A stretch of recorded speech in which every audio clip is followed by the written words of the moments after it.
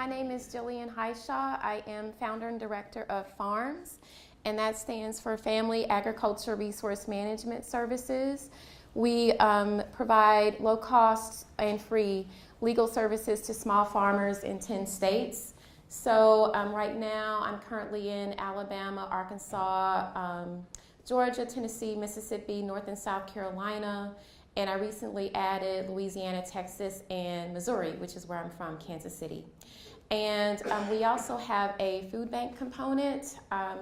Over the past 5 years, we have purchased and donated over 265,000 pounds of fresh produce in 8 states as well as Northwest Haiti. We worked with farmers there in 2015.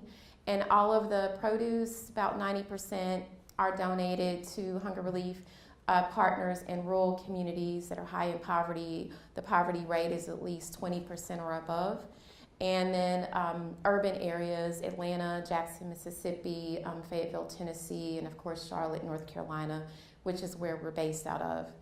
On paper, I'm a lawyer, so that was the initiative for me starting F.A.R.M.S. I previously worked for USDA in DC in the Office of Civil Rights prior to starting F.A.R.M.S. And it's because of things like this.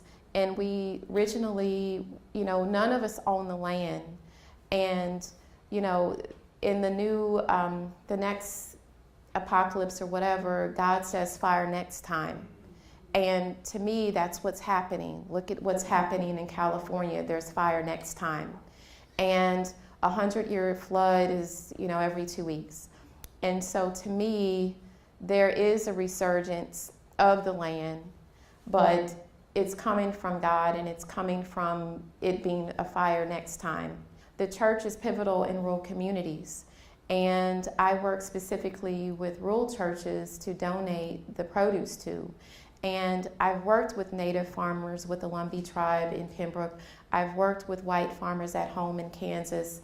And a lot of this also is economic justice. Over the past 10 years, over 140,000 farms have went out of business or consolidated.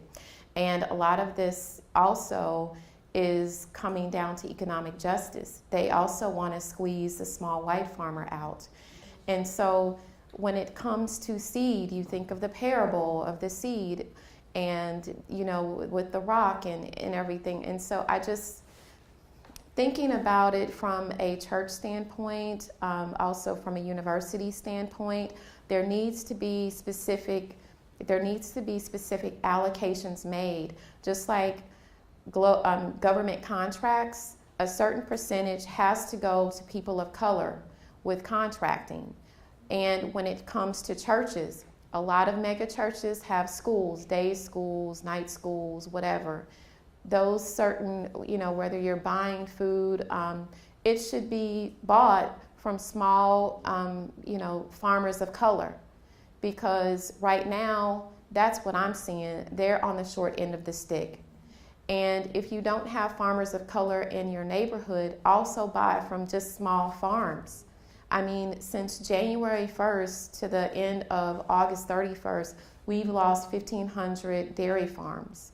And farmers have the highest suicide rate.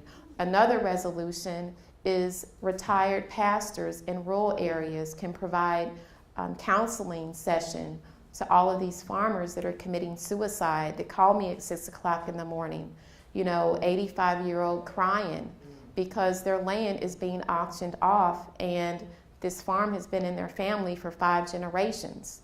I mean, these are the issues that, I see on a daily basis in all of these states. And it's dire. It's dire.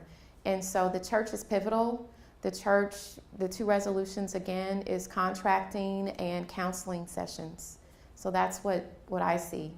So thank you so much for everything. Thank you.